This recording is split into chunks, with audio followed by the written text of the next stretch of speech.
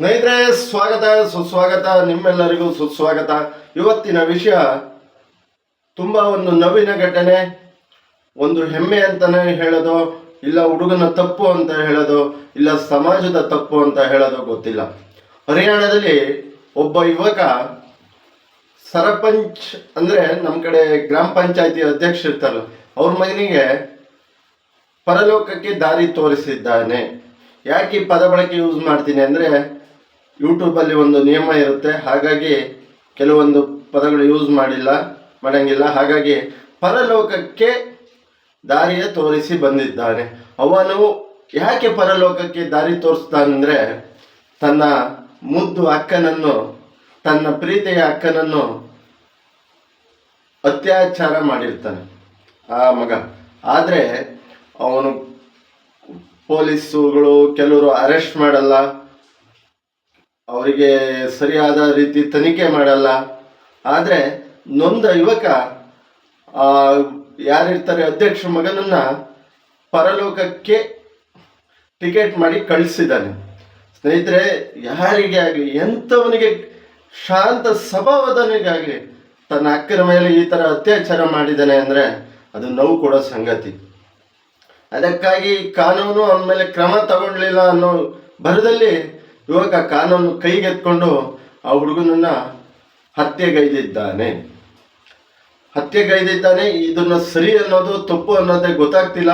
ಒಂದು ವಿಚಾರದಲ್ಲಿ ಹೋದ್ರೆ ಸಮಾಜ, ಒಂದು ಕಾನೂನು ವ್ಯವಸ್ಥೆಗಳು ಇಂಥ ಕಂಡರು ಸುಮ್ಮನೆ ಆಗ್ತವೆ. ಅಲ್ಲಿನ ಒಂದು ಕಾನೂನುಗಳು ಅಂದ್ರೆ ಏನು ಹೇಳಬೇಕು ಸ್ನೇಹಿತರೆ, ಅದನ್ನ ಶೀಘ್ರವಾಗಿ ಪರಿಗಣಿಸಿ ಅವನ್ನ ಅರೆಸ್ಟ್ ತಗೊಂಡು ತನಿಖೆ ಮಾಡಿ ಒಂದು ಶಿಕ್ಷೆ ಕೊಡುವ ದಾರಿಯಲ್ಲಿ ಮುನ್ನೆಲೆಗೆ ಹೋಗಿದ್ರೆ ಆ ಯುವಕ ಹಿಂಗೆ ಮಾಡ್ತಿರ್ಲ ಕಾಣಿಸುತ್ತೆ.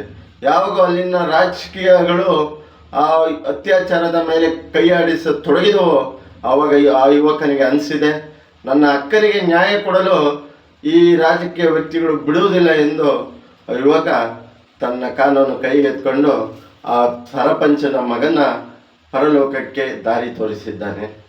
ಒಂದು ವಿಚಾರದಲ್ಲಿ ಹೋದರೆ ಅವನು ಮಾಡಿರೋ ಕೆಲಸ ಸಗ್ಗಟ್ಟಾಗಿ ಸರಿನೇ ಆಗಿರುತ್ತೆ. ಒಬ್ಬ ಹೆಣ್ಣಿಗೆ ಅತ್ಯಾಚಾರವನ್ನು ಮಾಡಿಗೆ ಇದೇ ಕೆಲಸ ಮಾಡಿ ಇದೇ ಶಿಕ್ಷೆ ಕೊಡಬೇಕು. ಆದರೆ ಒಬ್ಬ ಮಾನವತಾ ಕಾನೂನು ರೂಪದಲ್ಲಿ ಹೋದರೆ ಇದು ತಪ್ಪಾಗುತ್ತೆ. ನಮ್ಮ ಕಾನೂನಲ್ಲಿ ಬದಲಾವಣೆಗಳಾಗಬೇಕು. ಇಂಥ ಅತ್ಯಾಚಾರಿಗಳಿಗೆ, ಇಂಥ ಬೇವರ್ಸಿ ನಾಲಾಯಕ ಕಜ್ಜಿಗಳಿಗೆ ಈ ಶಿಕ್ಷೆ ಎಲ್ಲ, ಇದಕ್ಕಿಂತ ಕ್ರೂರವಾಗಿ ಶಿಕ್ಷೆ ಕೊಟ್ಟು ಅವ್ರನ್ನ ಪರಲೋಕಕ್ಕೆ ಕಳಿಸ್ಬೇಕು ಅಂತ ನಾನು ಈ ಕಾನೂನಲ್ಲಿ ವಿನಂತಿ ಮಾಡ್ತೀನಿ. ರಾಷ್ಟ್ರಪತಿಗಳಲ್ಲಿ ವಿನಂತಿ ಮಾಡ್ತೀನಿ, ಮುಖ್ಯಮಂತ್ರಿಗಳಲ್ಲಿ ವಿನಂತಿ ಮಾಡ್ತೀನಿ, ನಮ್ಮ ಮೋದಿ ಪ್ರಧಾನಮಂತ್ರಿಯವರಲ್ಲಿ ವಿನಂತಿ ಮಾಡ್ತೀನಿ. ಈ ಥರ ಅತ್ಯಾಚಾರಿಗಳಿಗೆ ಮರಣ ದಂಡನೆಯನ್ನೇ ನೀಡಬೇಕು ಅಂತ ನಾನು ವಿನಂತಿ ಮಾಡ್ತೀನಿ ಅಂತ ಹೇಳ್ತಾ, ನೋಡಿ, ಮಾಧ್ಯಮಗಳು ಮೌನ ಇಂಥ ವಿಷಯದಲ್ಲಿ ಮಾಡಲ್ಲ. ಅವರಿಗೆ ಕರ್ನಾಟಕದಲ್ಲಿ ದರ್ಶನ್ ವಿಷಯನೇ ಬೇಕು. ಆದರೆ ಒಳ್ಳೆ ಕೆಲಸ, ಈ ಥರ ಮಾಡಿರೋ ಅಂಥ ಹಲ್ಕಾ ಕೆಲಸ ಅಧ್ಯಕ್ಷನ ಮಗನ ಬಗ್ಗೆ ಒಂದಾರು ಮಾಧ್ಯಮಗಳು ಸುದ್ದಿ ಮಾಡಿದ್ವ. ಅವ್ರಿಗೆ ಏನು ಬೇಕಾಗಿರೋದು TRP ಅಷ್ಟೇ ಅಂತ ಹೇಳ್ತಾ, ನನ್ನದೇನಾದರೂ ತಪ್ಪಿದ್ರೆ ಈ ವಿಡಿಯೋದಲ್ಲಿ ಪದ ಬಳಕೆಯಲ್ಲಿ ಕ್ಷಮಿಸಿ. ಯಾವುದೋ ವ್ಯಕ್ತಿ ಮತ್ತೊಂದು ಪಕ್ಷದ ಪರವಾಗಲ್ಲ, ಸಮಾಜಕ್ಕೆ ತಿಳಿ ಹೇಳಲು ಕಾನೂನು ಹೀಗಿದೆ ಅಂತ ಹೇಳ್ತಾ ಇರೋದು ಅಂತ ಹೇಳ್ತಾ ಈ ವಿಡಿಯೋ ಇಲ್ಲಿಗೆ ಮುಗಿಸ್ತಾ ಇದ್ದೀನಿ. ಜೈ ಶ್ರೀರಾಮ್, ಜೈ ಶ್ರೀರಾಮ್, ಜೈ ಜಗನ್ನಾಥ್ ರಾಯರಿದ್ದಾರೆ. ದಯವಿಟ್ಟು ಕಮೆಂಟ್ ಮಾಡಿ, ಲೈಕ್ ಮಾಡಿ, ಶೇರ್ ಮಾಡಿ, ಸಬ್ಸ್ಕ್ರೈಬ್ ಮಾಡಿ.